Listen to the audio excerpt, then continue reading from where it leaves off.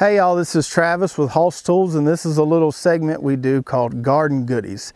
It's just a compilation of short videos that we shoot on our phone throughout the week as we're walking through the gardens, harvesting things, weeding, doing whatever we have to do to maintain a vegetable garden so we can grow our own food. I really hope you enjoy it, and if you have any questions, always put those in the comments below and we'll try to answer them for you.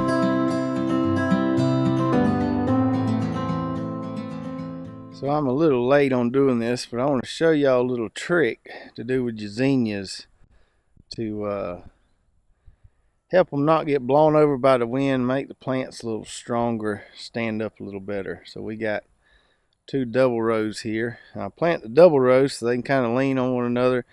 You can see some of them are falling over a little bit. Wind got them, and my youngin's been in here cutting flowers for mama, so they might trample a few here and there, but no big deal. But if you can get these things to have more kind of a bushy growing habit than a straight, real tall growing habit, they'll be able to withstand some wind and stuff like that. Isn't that right, Chloe? Chloe's sitting over there watching me. So what you want to do, and like I said, you want to do this earlier than what I'm waiting to do here, is when you see that first bud or that first flower, you want to cut it back real aggressively. So let's take this pink one right here, for example, and look right here, see where it splits off there. So if you come in here, cut it. Well, I didn't cut it all the way. Try that again. There we go. Cut it right there. Cut it all the way back to that point there. And what that'll do is that'll promote more kind of lateral growth to more vertical growth. Let's try this one right here, if we can do a little bit better. So we see right there where we want to cut it, come in here, right here, cut that off right there, like that. And if you keep these things fairly aggressively pruned in the early stages, like I said, they'll make some nice wide bushy plants. And once they get kind of wide and bushy, you can just let them go and harvest them as you want for cut flowers, and just let the blooms fill up your garden with beauty. And man, usually the butterflies are all over these things. I've seen a couple already this morning. I really like these ice queen ones right here. I've never grown these before, but I kind of really like the coloration on those. Isn't that pretty? But trim them back hard initially. You can save your blooms there. Just take the stalk, strip the leaves off of them, stick them into water. They usually last inside for a pretty good little while. Make you a nice little table design there. Put them in a mason jar, put them on your table. Prune them back in the beginning, and you'll have some nice big bushy healthy plants. I'm out here waiting on it to start raining. It's raining a little bit, waiting on it to sure enough start raining. You might hear a little bit of that on the microphone. But I decided to do a little scratching on my sweet taters. We planted these middle to the end of May. Here it is, beginning of September, so we're working with about 90 days or so, maybe a little more. I got in here scratching on my Georgia Jets, and let me show you what I found. Looks good. I didn't scratch a ton out, but just scratched a little spot there. And look at them right there. Them's pretty sweet potatoes there. I got 3 nice ones just out of that little spot right there. And that's about the size. Let's even put them in my hand there. That's about the size I want there. Now you can let them keep going. You can make some sure enough big old sweet potatoes if you want to, but them big ones is tough to cut. That right there, that's perfect bacon size. And so looks like these puppies may be ready to dig about right on time. Right around 100 days, 110 days. I might scratch a little more next few days on that other end of the row over there and see if those are kind of doing the same thing. If I scratch around and see that we're doing this number right here everywhere I scratch, it's gonna be tater digging time. Now I usually don't like to dig taters when it's this hot outside. I'd rather it be a little cooler, but I don't know if the temperature's gonna break anytime soon or not, but I want to get them out of the ground when they're about like that. That's perfect size sweet potato right there. This one here is a little smaller. That's still good eating size right there. Like I said, if you let them get too big, they're hard to cut up. Right there's perfect size for bacon, or we like to cut them up in little chunks, put them in the air fryer. Don't want to let them get too wet, and I think it's getting about time. Let me know how your sweet potatoes are coming along. You done dug them? Are they getting close? About this size? Let me know where you at. Well, we've almost picked all of our muscadines. Getting close to the end of muscadine season around here in South Georgia. We've got 4 or 5, maybe 6 different varieties here, and they all come in at different times. And one of the last varieties to come in, which I don't know the name of, I'll show you here in a minute, is my favorite to eat. And these last 2 that come in are the most plentiful of all the varieties we have here.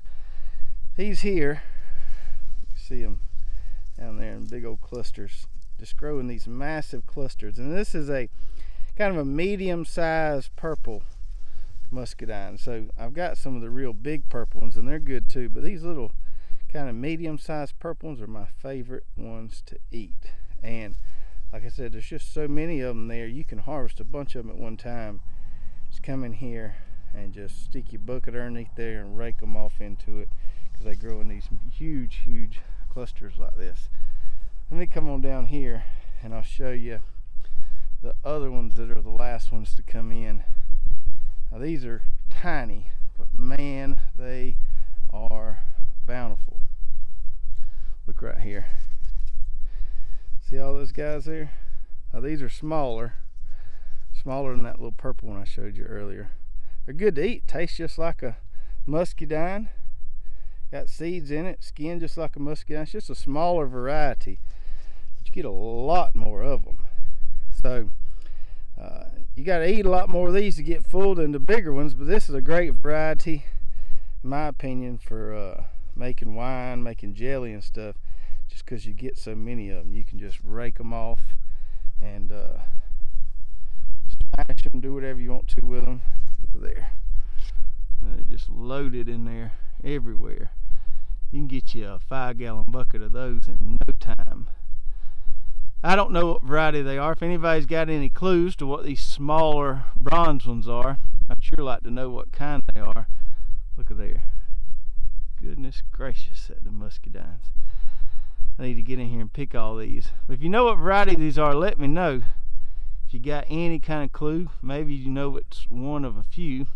If you could just give me a couple name suggestions, it'd be nice to know what these are called, because I really like them even though they're small, because they just make and make and make. The most abundant muscadine variety I've ever seen.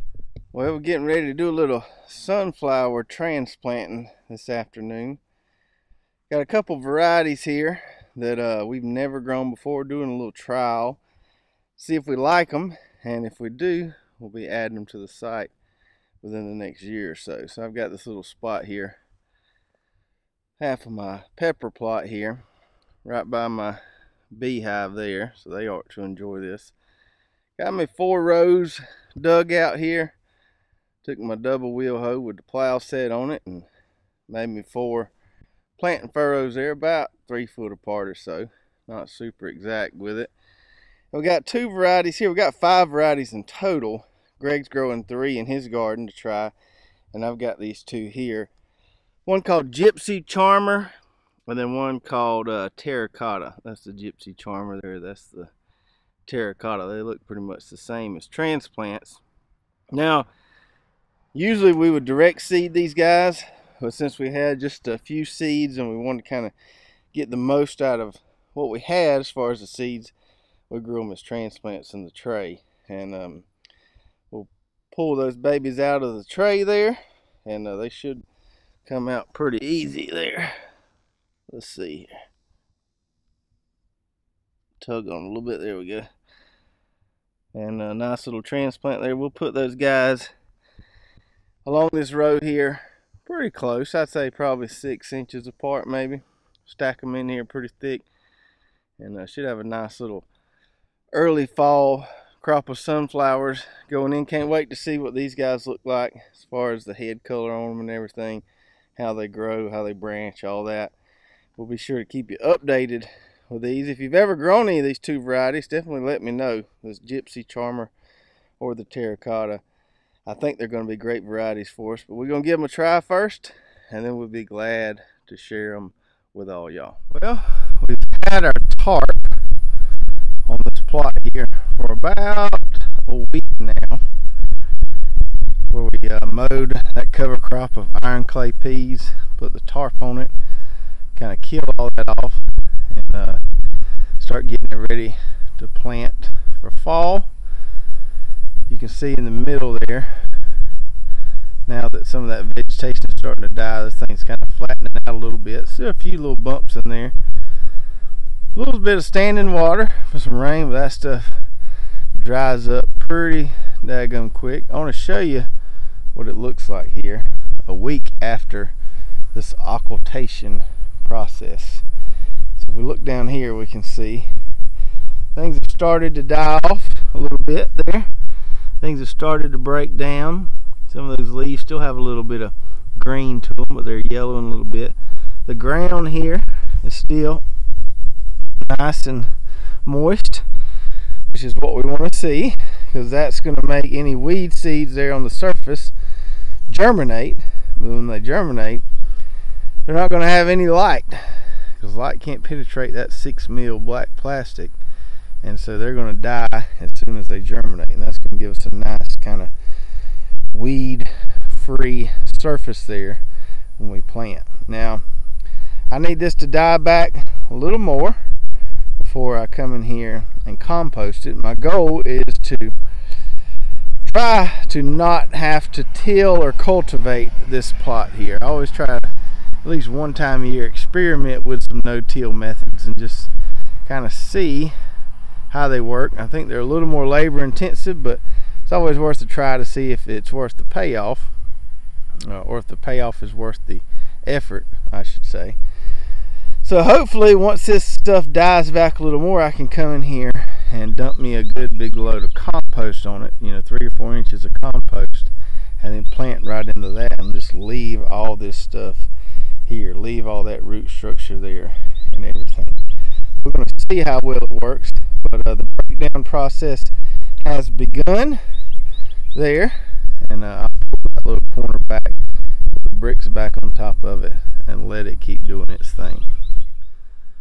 So our peas that we planted along with this sorghum Sudan grass here, or this cover crop cocktail, are barely hanging on, about to get overtaken by the sorghum Sudan grass if it hasn't happened already. So we planted iron clay peas and sorghum Sudan grass together here, and this was our weediest plot, so we're not mowing this one. We're just kind of letting it go, trying to break some of those weed cycles, really get some good weed suppression in there by having this thick, dense cover crop. And we knew the sorghum Sudan grass was going to get taller than the peas eventually and shade them out, but the goal was hopefully the peas to keep up with them long enough for the peas to get decent size. Now on the edges here you can see more of the pea leaves, because they can get some sunlight on this edge here.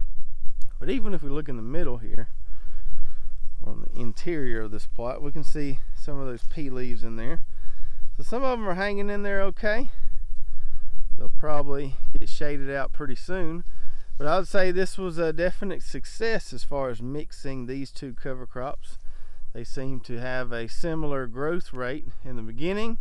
As long as you can get the peas to kind of get tall, do their thing, then the sorghum Sudan grass just keep growing and do its thing. Some of this sorghum here is 5 foot tall, some of that in the middle there probably closer to 6 foot tall. You can see how dense and thick it is in there. Well, there's not anything that can really get in there, so we get some really good weed suppression. That's why we like to plant it so thick. Now if you don't plant it this thick, you can plant it in rows like corn almost, and the stalks will get nice and big like corn. But when you plant it thick like this, the stalks don't get very big, but you get a lot better weed suppression because it's like a jungle in there. Nice green jungle. And we're gonna let this plot just keep doing its thing, keeping those weeds from thriving in there, and probably just let it go all the way until the sorghum goes to seed, and then we'll cut it down at one time. But really happy with how this cover crop is doing so far, and just doesn't get much prettier than that, folks. A lot of folks asking about harvesting sunflower seeds, especially since we started growing a lot of these plots of specialty sunflowers as a cover crop. So this is where we had our Joker sunflowers and our chocolate cherry sunflowers, and they've done their thing. Blooms died, and I came in here and mowed it all down a few days ago. And folks been asking, can you harvest and eat the sunflower seeds from these guys? And you certainly can. Let me show you over here. This is a head I was harvesting some from earlier, snacking on. So you see down there, we thumb our thumb across there, we can get those seeds out of there. See them right there? Now they're not huge, but you can pop them open, eat them. Tastes just like a sunflower seed. Nothing wrong with it at all. So yes, you can harvest these guys, and they're good to snack on. Now I'm not gonna go in and harvest all these, but I will grab a few here and there. The other thing people wonder is, can you save the seeds here and replant them? Well, that depends on if it's an open pollinated or a hybrid variety of sunflowers. So this Joker here is a hybrid, and if you replant these, there's no telling what color sunflowers you might get. You'd get a sunflower, but it might not be true to variety, and that's the case with planting any seeds from hybrids, whether it be sunflowers or vegetables. So just check, the particular variety you got. If it's an OP variety, you can save those seeds and replant them. They're easy to harvest from these old dead heads sunflowers here. Either way, whether it's hybrid or OP, you can eat them and enjoy them as a little snack. So not only do they provide a good cover crop, good ground cover, you can see we didn't get that much weed growth popping up in through here as we grew these for a cover crop. So nice ground cover, weed suppression, and even a little snack afterwards.